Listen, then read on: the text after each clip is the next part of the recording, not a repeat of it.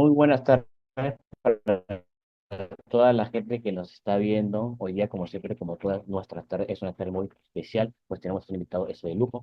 Y sin antes recordarles a toda la gente que nos está viendo que este programa se transmite por Tumbachi TV, por la coordinadora republicana, por supuesto por mis redes sociales. Bueno, tal como lo hemos anunciado, tenemos al autor Lucas Gersi para que nos pueda comentar todo con respecto a lo último de la coyuntura política. Cristian, gracias por la invitación. Para mí siempre un honor estar acá contigo. Y nada, quedo a tus órdenes para poder conversar. Muchas gracias. Bueno, doctor, antes que nada, para darles las gracias siempre por su tiempo y muy gentil su asistencia. Ahora, es muy importante que usted nos pueda comentar porque hay diversos constitucionalistas buenos y están comentando sobre esta ley de extinción de este dominio, de extinción de dominio, en donde la noticia es que los que roban al Estado ya no van a poder tener esos bienes. Incluso hay un juicio en el mismo Tribunal Constitucional. Usted como constitucionalista es muy importante que los jóvenes puedan entender esto. Cristian, gracias por la pregunta. De verdad que es un tema bien importante el que tú estás planteando. Antes que nada, tenemos que explicar qué cosa es el proceso de extinción de dominio. El proceso de extinción de dominio es un proceso a través del cual el Estado puede apoderarse de una propiedad si es que se demuestra en un proceso judicial que esa propiedad ha sido utilizada para cometer un acto ilícito. No un delito, sino un acto ilícito, que es una categoría más amplia que un delito. ¿No es cierto? El proceso de extinción de dominio es independiente de cualquier otro proceso, es independiente de cualquier proceso, inclusive penal, ¿no es cierto? Entonces, ¿qué puede ocurrir en la extinción de dominio? Imaginemos que Cristian Quiñe lo acusan de lavado de activos, ¿ya? O lo acusan de narcotráfico, o cualquier delito, ¿no? O a Lucas Gersi lo acusan de narcotráfico. Y de repente a mí recién me están investigando por narcotráfico. Yo no he sido condenado, no he sido condenado todavía, pero en paralelo me abren otro proceso y me quitan todas mis cosas, me quitan mis propiedades. Entonces, esto es paradójico, porque puede darse una situación en la cual yo soy absuelto en la vía penal, absuelto, sin embargo, ya me quitaron todas mis cosas, ¿no es cierto? Es decir, aquí existe una vulneración, desde mi punto de vista, de un principio absolutamente básico del Estado de Derecho, que es la presunción de inocencia. La extinción de dominio rompe la presunción de inocencia, porque yo puedo confiscar las propiedades de personas que todavía no han sido condenadas. En lugar de quitarle la propiedad a la gente que todavía no ha sido condenada, lo que debería ocurrir, lo más garantista, lo compatible con el debido proceso, es que simplemente dentro del proceso penal se pida una medida cautelar, una medida de embargo, de incautación, lo que fuera, ¿no? ¿Para qué? Para que si la persona es absuelta, a esa Ah, persona le puedan devolver sus cosas. El problema es que acá se genera un daño irreparable. Ya me quitaron mis cosas, mi casa ya la perdí, ya la subastaron, ya otro la compró y de repente yo soy absuelto y yo ya perdí todo, ya no tengo manera de recuperar mis propiedades. Es decir, yo creo que este es un proceso que genera mucha arbitrariedad, mucho abuso, ¿no es cierto? Y a esto que he comentado hay que agregar otro tema todavía más grave, que es que en el proceso de extinción de dominio se invierte la carga de la prueba, ¿no es cierto? En el proceso de extinción de dominio no es que yo tengo que, no es que el Ministerio Público tiene que probar que yo soy inocente, que yo soy culpable, sino que al revés, se presume que soy culpable y yo tengo que probar que soy inocente. Al revés. Y eso también vulnera el debido proceso. Y un tercer tema muy grave, ¿no?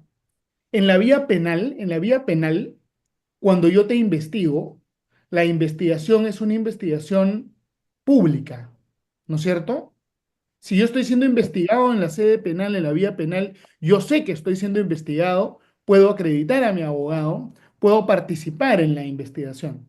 En cambio, en extinción de dominio, la investigación es una investigación secreta, Yo no tengo idea que estoy siendo investigado. Puedo ser investigado por años y no tengo la menor idea, ¿no es cierto? Investigación secreta. Entonces, es una norma que yo creo que es excesiva, que tiene inconstitucionalidad. De repente yo podría aceptar la extinción de dominio en casos extremos, ¿no? De repente para el delito de terrorismo, para el delito de narcotráfico, pero en el Perú lo aplican para todo, ¿no es cierto? Prácticamente, no sé, pues pequeños empresarios, gente que la acusan de repente de contrabando, gente informal, todo el mundo le quitan, por ejemplo, camiones a través de la extinción de dominio y luego resulta, hay denuncias, ¿no? Que te dicen que todos los bienes que el Estado incauta a través de extinción de dominio van a una subasta y en esa subasta, ¿quiénes son los principales compradores? Los mineros informales, ¿no? O sea, todo lo que tienen los pequeños empresarios se lo quitan al final los mineros informales a través de este proceso, ¿no? Entonces es un proceso que genera mucho abuso, que yo creo que va en contra del debido proceso. El defensor del pueblo ha presentado ante el Tribunal Constitucional una demanda de inconstitucionalidad que ya en cualquier momento seguro el TC la va a resolver. Y yo te canto, Cristian, yo tengo la certeza, la seguridad, que por lo menos una parte de la ley de extinción de dominio va a ser declarada inconstitucional, una parte de la ley. Y luego, en paralelo, también hay varios proyectos de ley en el Congreso que buscan cambiar esta ley, ¿no? Es decir, eh, lo que hay que hacer siempre es, obviamente, combatir la criminalidad, ¿no?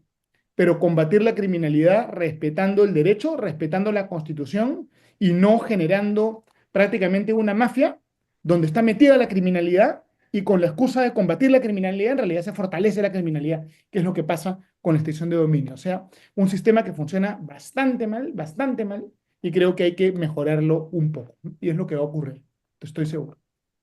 Buena pregunta, Luis. Exacto, exacto. Exacto. Ahora, ahora, si en caso no darse, por ejemplo, una ley que modifique esta ley o sacar Ujú, otra ley para que sea otra cosa. ¿Sí me entiendes? correcto. Sí, claro, como te digo, O están sea, una ocurriendo. ley que modifique eso, la ley, o sacar otra ley para que establezca otras cosas. Correcto, así es. Están ocurriendo ambas cosas, ¿no? Están ocurriendo ambas Ok, cosas. Está exacto. el proceso en el TC y también hay varios proyectos de ley, ¿no? Yo creo que acá hay una idea, digamos, buena, que el Perú la adaptó mal. Y en el Perú, una idea buena que había a nivel internacional fue absolutamente radicalizada y absolutamente sacada de contexto. ¿Por qué? Porque Naciones Unidas generó esta idea de la extinción de dominio, ¿no? Y la idea de la extinción de dominio era poder aplicarla solo a casos muy excepcionales de delitos muy graves que tiene que ver con el crimen organizado más peligroso. Pero en el Perú dijeron que se podía aplicar absolutamente a todo y se aplica de manera indiscriminada a todo y ya es como se ha convertido en un exceso, en un régimen prácticamente de terror, ¿no? Entonces, ese es el problema, pues en el Perú las cosas cuando se adaptan del extranjero se desnaturalizan, se tuercen completamente y terminamos generando una especie de Frankenstein pues, jurídico, ¿no? Exacto, excelente lo que nos ha estado comentando el doctor. Ahora, ya yéndonos a un plano un poco más duro, triste, es una pena ver a un mandatario, lamentablemente, otro mandatario en problemas judiciales, Pedro Castillo, y el juicio contra Pedro Castillo. Ujú. A ver, muy aparte de que usted pueda comentar la parte eso legal, cómo ve este juicio, yo personalmente pienso que le están engañando. Le están diciendo que si tú no tienes un abogado, el juicio no puede ir, que tú eso te puede salir cuando quieras, y no es así, ¿no? Es una pena, de verdad, a mí en lo personal me ha dado pena, porque él no sabe qué es lo que está haciendo, no sabe lo que está eso diciendo, no sabe ni siquiera qué cosas hay a su alrededor. Entonces, ese autor, ¿cómo lo ve usted? Si Pedro Castillo tuviera un buen abogado, él pudiera salir libre, porque incluso en la teoría de la rebelión, no se ha levantado en armas, pues, ¿no? Entonces ese es el gran argumento. ¿Cómo le gusta ese autor? A ver, gracias Cristian por la pregunta, ¿no? A ver, yo creo primero un comentario, digamos, jurídico y después un comentario político y estratégico, ¿ya? Desde el punto de vista jurídico, yo creo que es absolutamente claro que Pedro Castillo cometió el delito de rebelión. Yo creo que es absolutamente claro que Pedro Castillo es un golpista y que debe ir preso, ¿no? Por muchos años.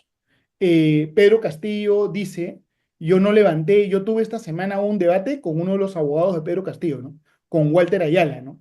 Y Walter Ayala decía, Pedro Castillo no se levantó en armas, él solo levantó una hoja de papel, ¿no es cierto? Como diciendo, acá no hubo golpe, solo hubo la lectura de un mensaje que no tuvo ninguna consecuencia. Eso no es verdad. Pedro Castillo tuvo un montón de cómplices. Había una parte de la policía que sí lo estaba apoyando y cuando Pedro Castillo lee el golpe, eh, los congresistas inicialmente no pueden ingresar porque la policía les impide el ingreso. Y los congresistas hacen unas llamadas, les abren una puerta trasera, se meten por una puerta trasera medio escondidos al Congreso y después el golpe se desarma. Es decir, sí fue un intento de golpe. El hecho de que el intento de golpe haya sido fracasado no significa que no hay delito. Eso es como decir que el sicario me disparó y como la bala no me cayó porque el sicario tenía mala puntería, no hay delito, ¿no? Es un argumento absurdo. Si un asesino o un sicario te dispara y falla, igual hay delito. Delito de homicidio en grado de tentativa. Acá ha habido un delito de rebelión en grado de tentativa, ¿no es cierto? El delito está. Ahora bien, el comentario político estratégico. Yo siempre estuve en la lucha ideológica, política, haciendo oposición a Pedro Castillo. Correcto, claro, Tuvimos la recolección de firmas contra claro, la Asamblea Constituyente, hicimos las marchas, ¿no? Unas marchas muy claro, grandes que hicimos con Claudia Toro, con José Luis Gil, con el almirante Calixto de Ampietri, con todos los colectivos, ¿no? Tuvimos las luchas políticas, ¿ya?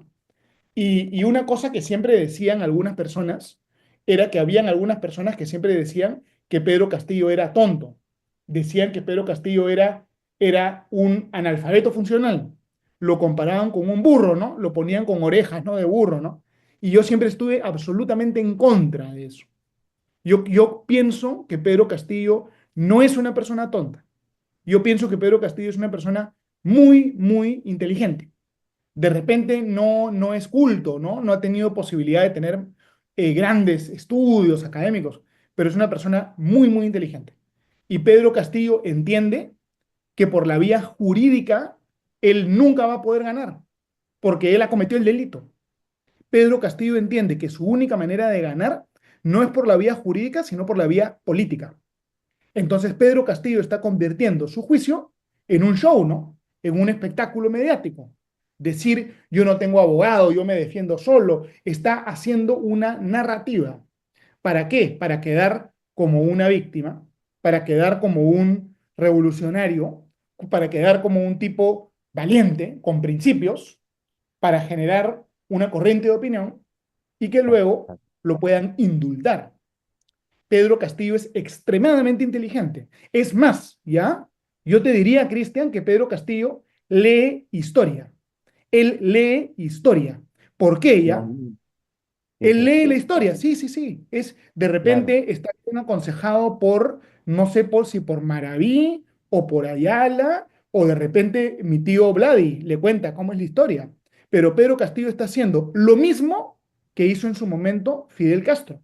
Cuando Fidel Castro dio un golpe de Estado, Fidel Castro se defendió políticamente. Y está haciendo Pedro Castillo lo mismo, mira lo que te estoy diciendo, ¿ah? Está haciendo lo mismo, claro, igualito que hizo en su momento Adolf Hitler. Cuando Adolf Hitler cometió un golpe de Estado en el año 1928, igualito, se defendió políticamente. Es decir, Castillo es un tipo muy inteligente que se está defendiendo políticamente con la misma estrategia que tuvo Castro y que tuvo Hitler y conoce la historia y está haciendo bien, ¿ah?, las cosas. Si yo fuera abogado de Pedro Castillo, le diría que haga exactamente lo mismo que está haciendo. Tipo inteligente. No hay que subestimar al adversario. Si Pedro Castillo fuese burro, no hubiera sido presidente del Perú. Así de simple.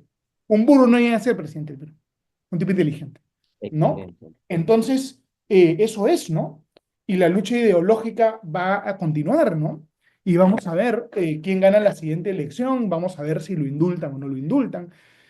Pedro Castillo es un tipo joven, ¿ah? él seguramente va a ser presidente del Perú más adelante, ¿no? De viejo. Yo creo que él va, yo te pronostico, ¿ah? Yo te pronostico que Pedro Castillo va a tener un segundo gobierno, de viejo, de acá a 20 años, 30 años.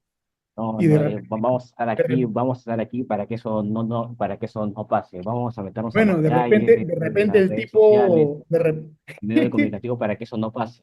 Ni de Vizcarra repente el incluso, mire, tipo, sí, sí, dime, dime. yo pienso que eso Vizcarra, yo tengo que decirlo así, pero yo creo que Vizcarra va a tener un segundo su mandato. Hay psicólogos que comentaron sobre ese nivel de sinvergüencería que tiene para mentir, cínico, mentiroso, tramposo, traidor. Entonces, así como dice lo de Pedro eso Castillo, yo pronostico lo de eso Vizcarra, que es triste decirlo, los jóvenes, cómo eso lo siguen, cómo eso lo quieren. Por eso de que estamos haciendo todo esto para que esto no pase. Y hablando sobre eso, Vizcarra, ¿ves alguna similitud? Porque ambos dieron golpe de Estado, ambos son mentirosos, ambos son de izquierda. Sí, ¿Cómo lo claro, ves, sí. Lucas? Bueno, yo creo que son personajes distintos, ¿no? Son personajes distintos. Tienen sus similitudes. Ambos son de izquierda, ambos son personas que no les importó dar un golpe de Estado, pero Vizcarra es un personaje más sofisticado, ¿no? Con más Sí, formación política, más capacidad de manipular, y Vizcarra sin duda también tiene posibilidades de ser presidente más adelante, ¿no? Hoy en día está inhabilitado, pero esa inhabilitación no va a ser para siempre. Entonces hay que ver, ¿no? Por supuesto, por supuesto. Y yo creo que Vizcarra es igual o quizás hasta más peligroso para el Estado de Derecho que Pedro Castillo, ¿no? por Y supuesto, es el tipo bueno, más habrá, peligroso que existe, el tipo más peligroso que existe. Yo sí, estoy convencido de que él está haciendo esa campaña, sigue haciendo esa campaña, porque quiere ganar más seguidores, más adeptos, quiere formar su partido más fuerte, quiere tener su bancada fuerte en las siguientes elecciones. Ahora, con respecto al día de ayer, el Congreso aprobó eso, la ley que restablece la firma del ex mandatario, para mí uno de los mejores, Alberto Fujimori, a la Constitución del 93. Por ejemplo, yo mm, estoy totalmente ese de acuerdo, pero he escuchado también a algunos jóvenes que están de acuerdo con su gobierno, pero que es polarizar más el país, o sea, es buscar la bronca para quienes quieren cambiar, ¿no? Para quienes no conocen. Entonces, Lucas, ¿cómo lo ves tú? correcto. A ver, mira, yo creo que Alberto Fujimori tuvo muchas cosas muy positivas, también tuvo cosas muy negativas, ¿ya? Yo creo que Alberto Fujimori tenemos que reconocerlo con honestidad, reconociendo las virtudes y los defectos, ¿no es cierto? Si caemos en el fanatismo y solo vemos lo bueno, no reconocemos nada de lo malo, ya nos volvemos también una caricatura, ¿no es cierto? Y yo tengo muchos amigos fujimoristas, tengo mucho cariño por el Partido Fuerza Popular, porque un montón de gente de Fuerza Popular apoyó de una manera increíble la lucha para defender la democracia contra el Pedro Castillo, ¿ya? Pero los amigos de Fuerza Popular tienen que ser honestos y tienen que reconocer el lado bueno, también el lado negativo. ¿Ya? Ese es el tema. Yo creo que en el caso de Fujimori, el lado positivo es mayor al negativo, porque Fujimori resolvió el problema de la hiperinflación, hizo que el Perú deje de ser un paria internacional, permitió que haya clase media en el Perú, aprobó el capítulo económico de la Constitución, que es realmente muy bueno. Fujimori construyó mucho en este país y por eso yo creo que tenemos que darle un agradecimiento muy grande. Pero eso no tapa la parte de la corrupción, el rol que tuvo Vladimiro Montesinos, ¿no es cierto? Eso no tapa el afán de quedarse en el poder con todas las reelecciones, toda la parte mala, ¿no? Es decir, tenemos que ver las luces y las sombras. Yo creo que así como tenemos que ver las luces y las sombras, tenemos que reconocer la historia. Nosotros no podemos ser falsificadores históricos, ¿no? Antiguamente en la época de los faraones, ¿no? Cuando había un faraón que caía en desgracia, o en la época del Imperio Romano, ¿no? Cuando un emperador romano caía en desgracia, lo borraban de la historia, ¿no? Eso en latín se llama damnatio memoria, ¿no? Es decir, cayó el emperador Nerón y como todos odiamos a Nerón, tumbamos sus estatuas, borramos su nombre y fingimos que Nerón nunca existió, ¿no? Y eso era lo que se hacía en la época del Imperio Romano. Eso es algo obviamente arcaico, antiguo, primitivo, ¿no es cierto? Es primitivo. Es decir, que la gente de derecha va a decir, como yo odio a Pedro Castillo, lo vamos a borrar de los libros de historia. Esa es una payasada, ¿no es cierto? A Fujimori no lo vas a borrar de los libros de historia. Es parte de tu historia. Yo puedo odiar a Velasco, no lo voy a borrar del libro de historia tampoco, ¿no es cierto? Es decir, eso de que yo borro la firma de Fujimori, eso es primitivo, es bárbaro, es algo que no es propio de un país civilizado, ¿no es cierto? Eso es algo de la época del salvajismo, ¿no es cierto? De la antigüedad. Es decir, me parece muy bien que se restablezca la firma de Alberto Fujimori, para no volver al salvajismo, el primitivismo, que es esa payasada de que a mi enemigo lo borro de la historia. No tiene pues sentido, eso es infactible. O sea, me parece muy bien que se haya restablecido la verdad histórica, ¿no? Es eso al final, el tema. Exacto, exacto, totalmente de acuerdo, es cierto que hay que borrar las cosas malas que ha hecho, pero como usted bien lo menciona, hay más cosas buenas, eso que malas, y exacto, exacto, no hay que borrar la historia como usted bien lo menciona. Y Ujú. pues, por cierto, ya para ir cerrando, estimado Lucas, ayer el Congreso aprobó eso, la ley que restablece la ola de atención de eliminar en los delitos de no flagrancia. Se ha estado polemizando mucho este tema, incluso diversas bancadas la han estado exigiendo en el mismo mm, o Congreso. ¿Cómo lo ves tú? ¿Esto es bueno? ¿Esto es malo? Estimado Lucas.